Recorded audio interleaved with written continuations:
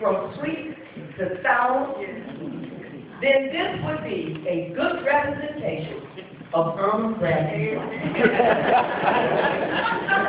But more important is the fact that each fruit in the bowl started with a seed that ultimately fulfilled the design and destiny ordained by God.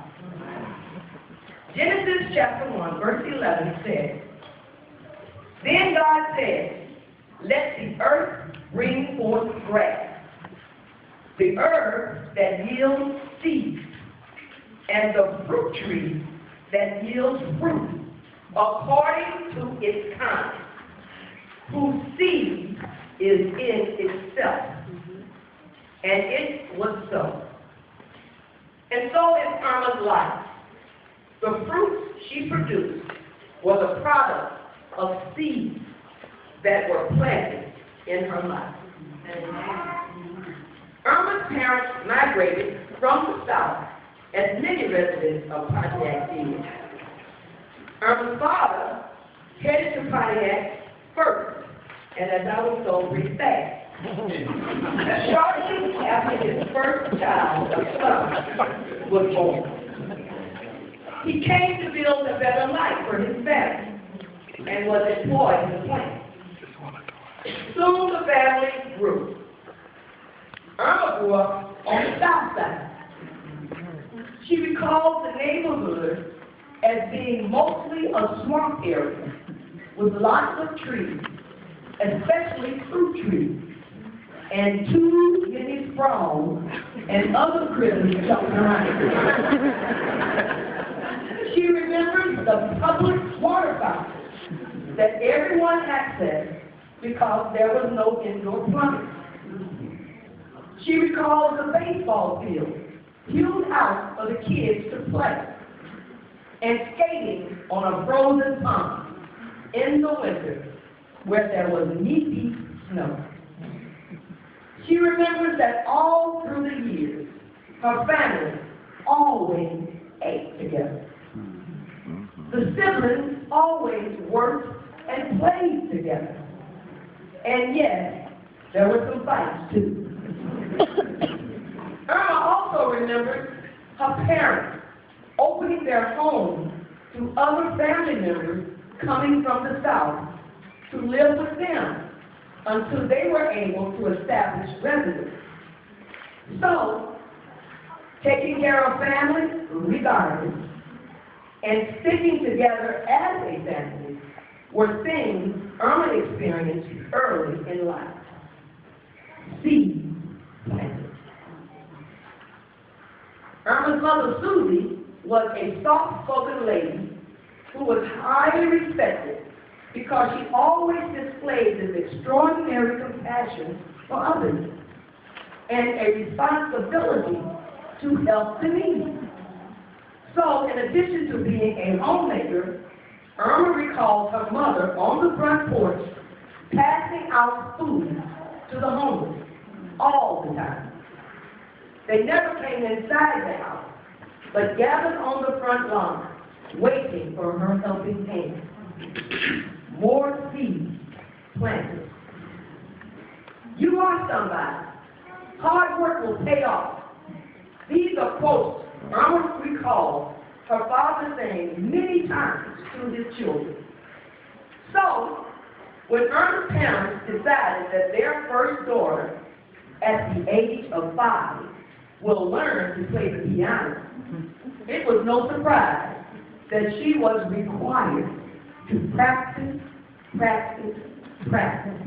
before and after school, even when her friends would stand outside the window taunting her to come out and play.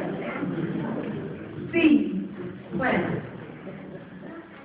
Family, caring for others, hard work, life lesson seeds were planted in Irma Bradley's life when she was very young. Now it was time to water those seeds with life. So, as predicted by her father, Hard work paid off, and Irma was eventually asked to play for area churches and even other social events throughout Pontiac. By the age of 9, Irma could play hymns, anthems, classical music, and she tried to play boogie woogie, but her parents wouldn't allow it. Irma was raised in the Church of God in Christ, but if asked to play at other churches, she had the confidence to do so, and her parents consent.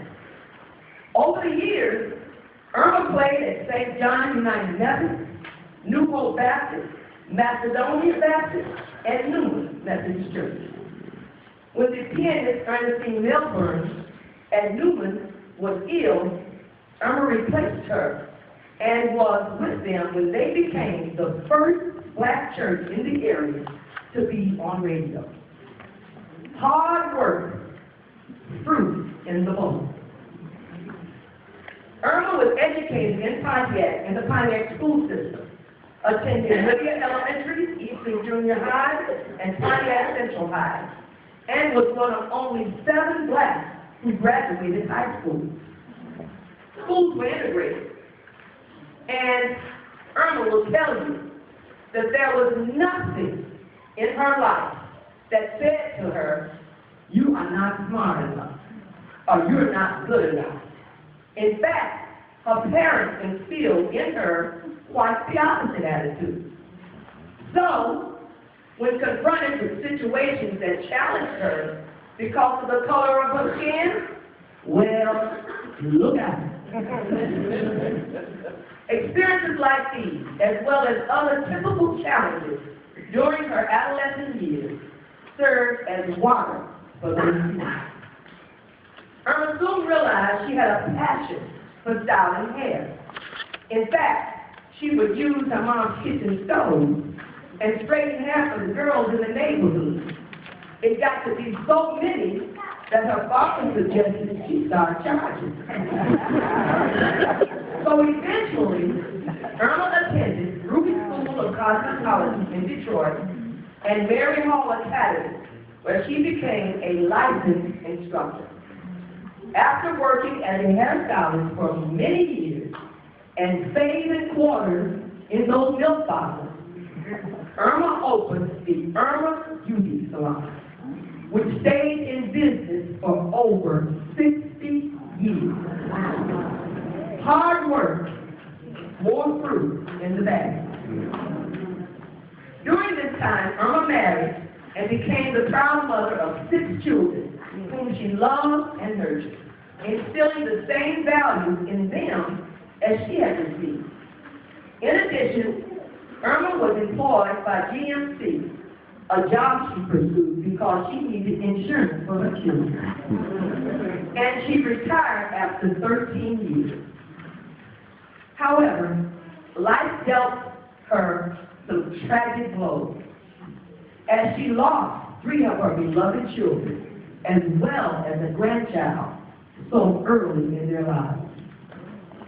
Although it was certainly hard to imagine her grief, Irma understands now that God still had plans for her nurturing and loving heart towards children, and she would later be called upon to raise 2 of her great-grandchildren and also her great-niece and nephew after the passing of their grandfather, Irma's brother Herbert. And as a licensed foster care provider, Irma also cared for 4 foster children. Family, a lovely bouquet of fruit goes into the bowl. But for Irma, that's just what you do. Yet, there is still more fruit about this crop. You see, Pontiac was growing, and neighborhoods were spreading out. Turned out, though, that if you looked, you could clearly see which neighborhoods were the haves and which were the have-nots. That is, if you were looking. Well, Irma Bradley was looking. and was compelled to do something for those have-nots, if she could. She couldn't help it. Remember the seed. So it was nothing to see Irma Bradley at City Hall or attending city council meetings on a regular basis on some kind of crusade. For example, Irma saw that the children in the neighborhood had very few places to play and no place to swim. So, after months and months of persuasion by Irma and some other citizens, including residents of the project, that were transported to council meetings with the help of her husband, Lawrence Bradley, a $30,000 plus swimming pool was built at the Hayden Young Center.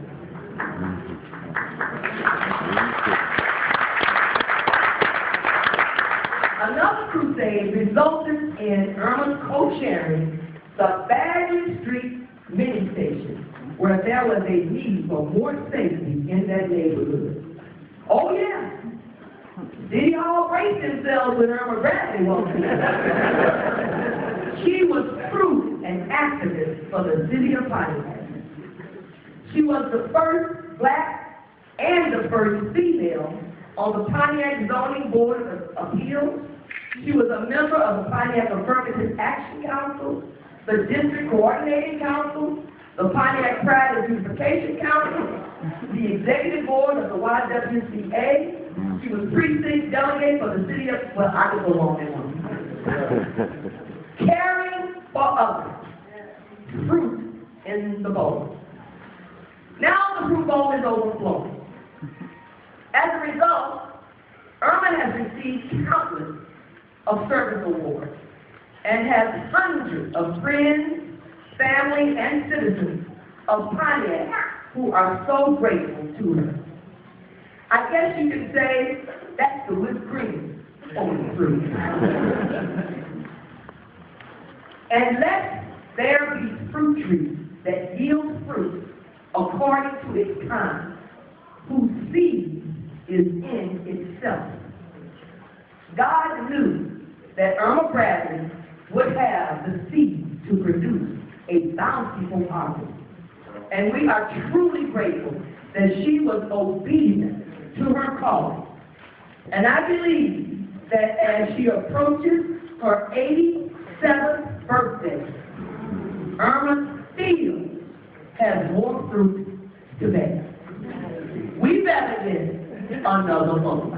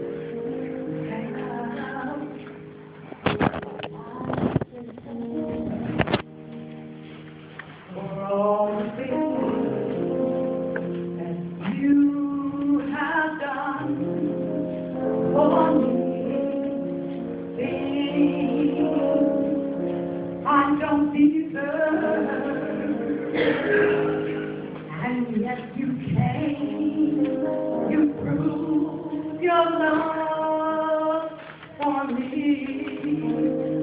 Those voices of a million angels could not express my gratitude.